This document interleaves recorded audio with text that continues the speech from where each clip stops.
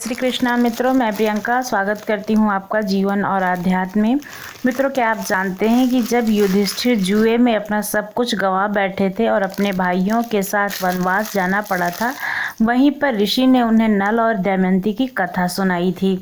विषाद देश के राजा थे। वे वीरसेन के पुत्र थे। नल बड़े वीर थे और सुंदर भी। शस्त्र विद्या तथा अश्व संचालन में वे निपुण थे। दमयंती विदर्भ पूर्व महाराष्ट्र नरेश की एक मात्र पुत्री थी। वह भी बहुत सुंदर और गुणवती थी। नल जो थे उनके सौंदर्य की हमेशा प्रशंसा करते रहते थे और उनसे प्रेम करने लगे थे। उनके प्रेम का संदेश दमयंती के पास बड़ी कुशलता से पहुंचाया एक हंस ने, और दमयंती भी अपने उस अनजान प्रेमी की विरह में जलने लगी थी। इस कथा में प्रेम और पीड़ा का ऐसा प्रभावशाली पुट है कि भारत के ही नहीं, देश विदेश के लेखक व कवि भी इससे आकर्षित हुए बिना नहीं रह गए हैं। आज आपको इस कथा के बारे में मैं आपको बताऊंगी और सुनाऊंगी। विदर्भ देश में भीषक नामक एक राजा था जो राज्य करता था।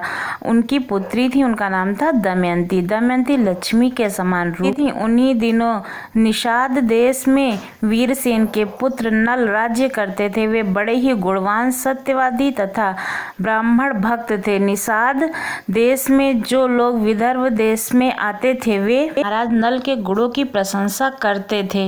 यह प्रशंसा दमयंती के कानों तक भी पहुंचती थी। इसी समय विदर्भ देश से आने वाले लोग राजकुमारी के रूप और गुणों की चर्चा महाराज नल के समक्ष करते। इसका परिणाम यह हुआ कि नल और दमयंती एक दूसरे के प्रति आकृष्ट होते गए। देवताओं और यक्षों में भी वैसी सुंदरी कहीं कहीं किसी ने नहीं देखी थी। एक दिन राजा नल ने अपने महल के उद्यान में कुछ हंसों को देखा। उन्होंने एक हंस को पकड़ लिया। हंस ने कहा, आप मुझे छोड़ दीजिए तो हम लोग दमयंती के पास जाकर आपके गुणों का ऐसा वर्णन करेंगे कि वह आपको अवश्य वर लेंगी। नल ने हंस को छोड़ दिया। वे सब उड़कर विदर्भ देश में गए। दमयंती अपने हंसों को देखकर बहुत ही प्रसन्न हुई और हंसों को पकड़ने के लिए उनकी ओर दौड़ने लगी। दमयंती जिस हंस को पकड़ने के लिए दौड़ती थी वही बोल उठता था कि अरे दमयंती, निषाद देश में एक नल नाम का राजा है। वह अश्वनी कुमार के समान सुंदर है और मनुष्यों में उसके समान सुंदर और कोई नहीं है। वह मानो मूर्तिमान कामधेनु है। यदि तुम उनकी पत्नी हो जाओ तो तुम्हारा जन्म और रूप दोनों सफल हो जाएगा। हम लोगों ने देवता, गंधर्व, मनुष्य, सर्प और राक्षसों को घूम घूम कर देखा है। नल के समान कहीं कोई सुंदर पुरुष नहीं है। ऐसा तुम स्त्री रत्न हो, वैसे ही पुरुषों में भूषण है। तुम दोनों की जोड़ी बहुत ही सुंदर होगी। दमयंती ने कहा, हंस, तुम नल से भी ऐसी बात कहना। हंस ने निषाद देश में लौटकर नल से दमयंती का संदेश कह दिया। दमयंती हंस के मुख से नल की कीर्ति सुनकर उनसे प्रेम करने लगी। उनकी आसक्ति इतनी बढ़ गई थी कि वह रात दिन उनका ही ध्यान करती रहती थी। शरीर धूमिल और दुबला हो गया। वह दीन सी दिखने लगी थी। सखियों ने दमयंती के हृदय का भाव ताड़कर विदर्भ निवेदन किया कि आपकी पुत्री अस्वस्थ हो गई है। राजा भीम ने अपनी पुत्री के संबंध में बड़ा विचार किया। अंत में वह इस निर्णय पर पहुंचे कि मेरी पुत्री विवाह योग्य हो गई है, इसलिए इसका स्वयंवर कर देना चाहिए। उन्होंने सब राजाओं को स्वयंवर का निमंत्रण पत्र भेज दिया और सूचित कर दिया कि राजाओं को दमयंती के स्वयंवर में पधार कर लाभ उठाना चाहिए और मेरा मनोरथ पूर्ण करना चाहिए। देश विदेश के नरपति हाथी, घोड़े और रथों की ध्वनि से पृथ्वी को मुखाग्रित करके हुए सज धज कर विदर्भ देश में पहुंच गए।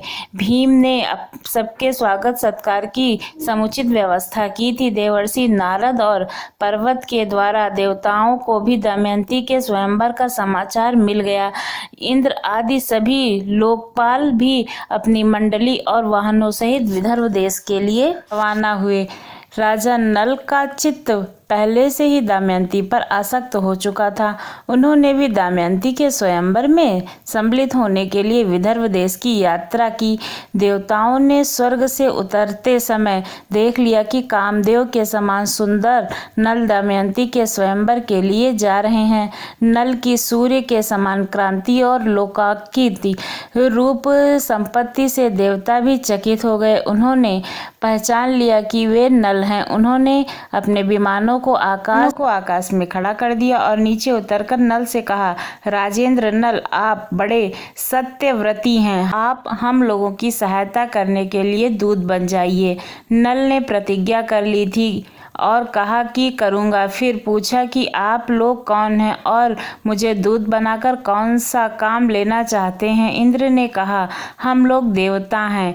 मैं इंद्र हूँ और ये अग्निदेव, वरुण देव और यमदेव हैं। हम लोग दमयंती के लिए यहाँ आए हैं। देवताओं ने नल से कहा कि आप हमारे दूत बनकर दमयंती के पास जाइए और कहिए कि इंद्र, वरुण, अग्नि और यम देवता तुम्हारे पास आकर तुमसे विवाह करना चाहते हैं। इनमें से तुम चाहे जिस देवता को अपने पति के रूप में स्वीकार कर लो। नल ने दोनों हाथ जोड़कर कहा कि हे देवराज, वहाँ आप लोगों के और मेरे जाने का एक ही प्रयोजन है, इसलिए आप मुझे दूत बनाकर वहाँ भेजें। यह उचित नहीं है जिसकी किसी स्त्री को पत्नी के रूप में पाने की इच्छा हो चुकी हो, भला उसको कैसे छोड़ सकता है और उसके पास जाकर ऐसी बात कह ही कैसे सकता है। आप लोग कृपया इस विषय में मुझे क्षमा करें। तब दमयंती का स्वयंवर हुआ, जिसमें न केवल धरती के राजा बल्कि देवता भी नल का रूप धारण करके आ गए। स्वयंवर में एक साथ कई नल खड़े थे। सभी परेशान थे कि असली नल कौन है, लेकिन दमयंती जरा भी विचलित नहीं हुई। उसने आंखों से ही असली नल को पहचान लिया।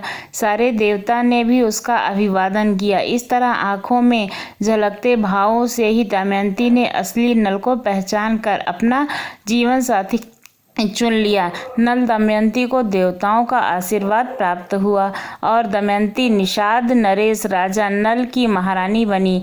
दोनों बड़े सुख से समय बिताने लगे। दमयंती पवित्रताओं में शिरोमणि थी। अभिमान तो उसे कभी छू भी न सका था। समयानुसार दमयंती के गर्भ से एक पुत्र और एक कन्या का जन्म हुआ।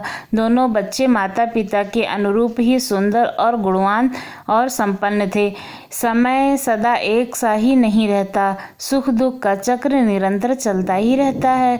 वैसे तो महाराज नल गुणवान, धर्मात्मा थे, लेकिन नल का एक भाई था, उसका नाम था पुष्कर। वह नल से अलग रहता था। उसने उन्हें जुए के लिए आमंत्रित किया।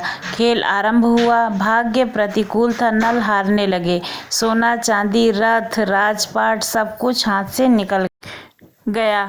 महारानी दमयंती ने प्रतिकूल समय जानकर अपने दोनों बच्चों को विदर्भ देश की राजधानी कुंडलिनपुर भेज दिया। इधर नल जुए में अपना सर्वस्व हार गए। उन्होंने अपने शरीर के सारे वस्त्राभूषण उतार दिए। केवल एक वस्त्र पहनकर नगर से बाहर निकले। दमयंती ने भी मात्र एक साड़ी में पति का अनुसरण किया। एक दिन राजा नल ने सोने के पंख वाले कुछ पक्षी देखे। राजा नल ने सोचा, यदि इन्हें पकड़ लिया जाए तो इनको बेचकर निर्वाह करने के लिए कुछ धन कमाया जा सकता है। ऐसा विचार कर उन्होंने अपने पहनने का वस्त्र खोलकर पक्षियों पर फेंका। पक्षी एक वस्त्र लेकर उड़ गया। अब राजा नल के पास तन ढकने के लिए भी कोई वस्त्र न रह गया। नल अपनी अपेक्षा दमयंती के दुख से अधिक व्याकुल थे। एक दिन दोनों जंगल में एक वृक्ष के नीचे एक ही वस्त्र में तन छिपाए बैठे थे। दमयंती को थकावट के कारण नींद आ गई। राजा नल ने सोचा, दमयंती को मेरे कारण बहुत ही दुख सहना पड़ रहा है। यदि मैं इसे इसी अवस्था में यहीं छोड़कर चला जाऊं तो यह किसी तरह अपने उन्होंने तलवार से उसकी आधी साड़ी को काट लिया और उसी से अपना तन ढककर तथा दमयंती को उसी अवस्था में छोड़कर चल दिए। जब दमयंती की नींद टूटी तो बेचारी अपने को अकेला पाकर करुण विलाप करने लगी। भूख और प्यास से व्याकुल होकर वह अचानक अजगर के पास चली गई और अजगर उसे निगल गया। दमयंती की चीख सुनकर एक व्याघ्र ने उसे अजगर का ग्रास होने से बचाया, किंतु व्याघ्र स्वभाव से दुष्ट प्रवृत्ति का था।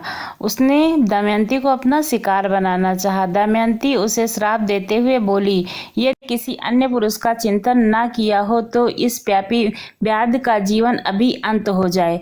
दमयंती की बात पूरी होते ही व्याध मृत्यु को प्राप्त हुआ। देव योग में भटकते हुए दमयंती एक दिन अपने पिता के पास पहुंची। अंततः दमयंती के सतीत्व के प्रभाव से एक दिन महाराज नल के दुखों का अंत हुआ और दोनों का पुनर्मिलन हुआ और राजा नल को अपना राज्य वापस मिला। यही कहानी भारत में धर्मराज युधिष्ठिर को महर्षि बृहदर्भ ने सुनाई थी। आपको ये कहानी कैसी लगी ज़रूर बताइएगा। अगर अच्छी लगी हो तो चैनल को सब्सक्राइब कीजिएगा इसी तरह की नई नई कहानियों के लिए। आप लोगों का बहुत बहुत धन्यवाद।